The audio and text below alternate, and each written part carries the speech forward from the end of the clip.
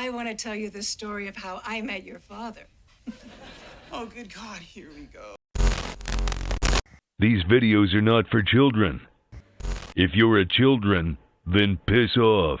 Hey there, it's me, your least favorite YouTuber, Infuso. And this is the story of how I watched How I Met Your Father. Going into the show, I think I was a lot more optimistic than a whole lot of other people were. I mean, you kind of had people coming at it from all different angles. There were talks about how it would never live up to How I Met Your Mother, and then there were other people talking about how it would live up to How I Met Your Mother because How I Met Your Mother sucks. Their words, not mine. I don't co-sign that opinion. It essentially felt like you were going into a lose-lose scenario.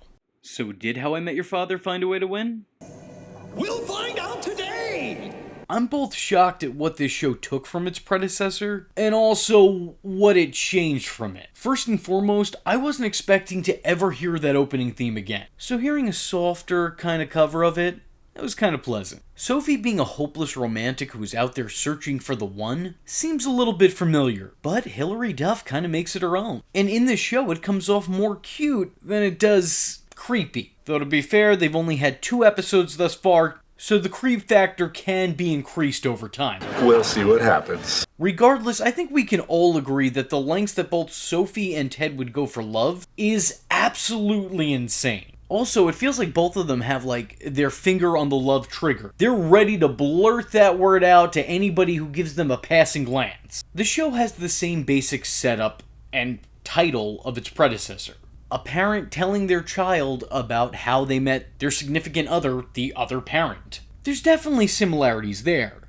And these similarities tell me that this is very much made in the same vein of what came before it. However, the differences are also enough to set it apart and not make it seem like a total clone of what came before. As opposed to keeping the narrator unseen to the viewing audience, this time around the narrator is front and center. Unlike Bob Saget, God rest his soul, Kim Cattrall is physically involved with the show, showing up to both open up and close out episodes. This time around, it's the child of the lead that isn't seen.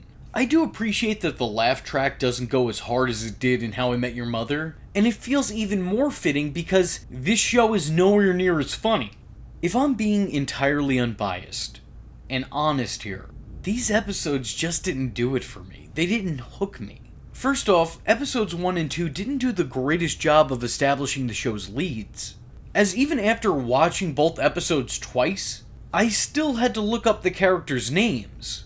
Outside of that, this is usually the part of the video where I talk about the cast and the roles that they play in the show, but as of right now, that's incredibly hard to do. Because despite having over 40 minutes to do so, they've told me nothing about these characters. Here's everything I know, not just about the characters, but about the entire series. Ready? Sophie is in love with being in love. This brunette dude is cynical because of a failed proposal. His best friend has a successful proposal. So now he's married friend. We know nothing else about him, and somehow we know even less about his wife. Brunette dude's adopted sister is awkward around people. Sophie's roommate is impulsive and immature. I think that's what they're going for. I don't know. Sophie's roommate is dating a British dude who is notably British. Now those are a whole lot of characters. And despite the show having a whole lot to work with, they're giving me nothing to work with for this video. And as bad as they were at establishing characters, somehow the show does an even worse job of creating believable character dynamics. Everything about this sudden group of people meeting and then becoming friends feels entirely forced. It'd be one thing if they started off the show with them already being a group of friends and then going from there, as the show that came before it did, but these people just meeting and then randomly deciding they're the best of buds comes off as so unimaginably unnatural. Sophie takes an Uber, chats up the Uber driver and his passenger. She comes home to find her roommate slash best friend with her roommate slash best friend's new boyfriend whom she's never met, some British dude, who's also now apparently going to be living with them as well. She then realizes she switched phones with the Uber driver's friend, meets them at a bar, and then meets the Uber driver's adopted sister. And that's how this random group of friends, I guess, is formed. Even in saying what I said, the way that I said it is unbearably awkward as it was, makes more sense than it does in the show itself. Honestly, this just felt like a bunch of people meeting each other And that's it. And look, that's a weird enough way of introducing everybody. Like, that's strange enough on its own. But then these characters don't really form bonds. They just become friends. Like there's no reason for them to be friends other than the convenience of the plot. Like, it's just that it's written that way.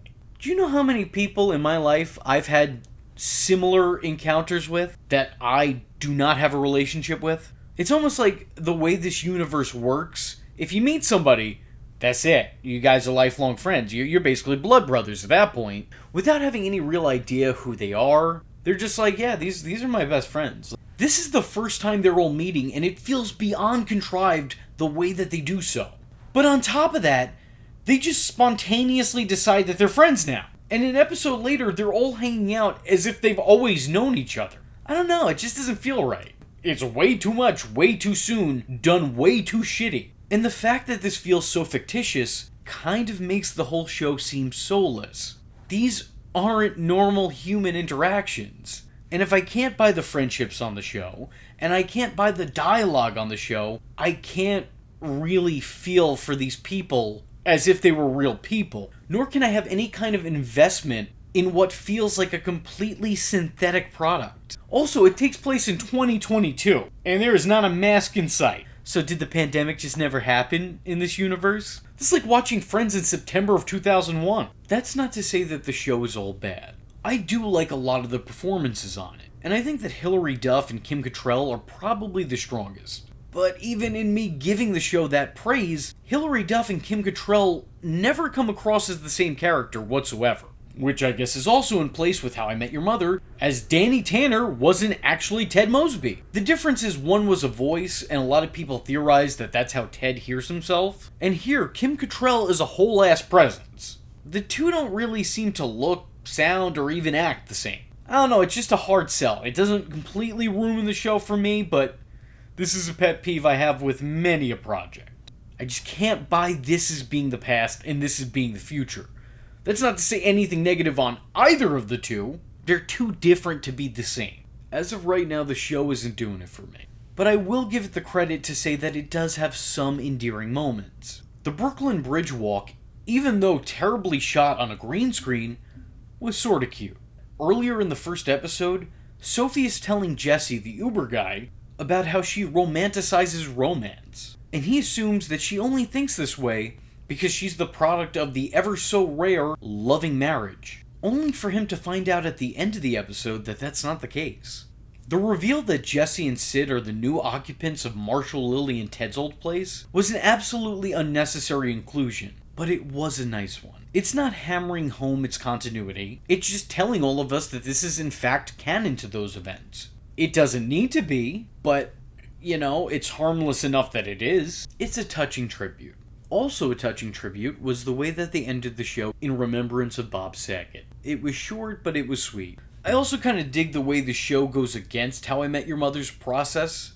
How I Met Your Mother introduced the mother at the ass end of the show, whereas here, they introduced the father in the very first episode. We just don't know which guy it is, but he's here. I think that's kind of an interesting way of going about things, because now it's going to keep people guessing. Like, Jesse and Sophie share some really cute moments, but I kind of feel like that's too obvious. I think the show's gonna goad us into thinking that he's the dad, and then they're gonna pull the rug right out from underneath us. I'm not trying to say that the show is an immediate failure, or that I'm throwing in the towel and quitting on it. I will be keeping up with the show in the hopes that it gets better with time. I don't think that it was horrific, it just wasn't the greatest first impression. And being somebody who, quite frankly, sucks at first impressions, and second ones, third, fourth, fifth, and sixth ones as well, I'm gonna give it another shot. Continually. So what do you guys think? Let me know in the comment section below whether you thought How I Met Your Father was a successful sibling to How I Met Your Mother, or if you would have preferred that it was aborted. Anyway, with all that being said, I was your least favorite YouTuber, Infuso, and I thank you for watching. Hope to see you in the next one. I am vengeance. I am the night, and that was Infuso. Just remember, if you're not tuning in, then you're missing out. So, if you like the words that came out of his mouth hole, and you too would like to become a V-generate, don't forget to like and subscribe. Thanks for watching, nerds! And if you're not joining the fun, you're in for one bad day. And you know what they say about having one bad day?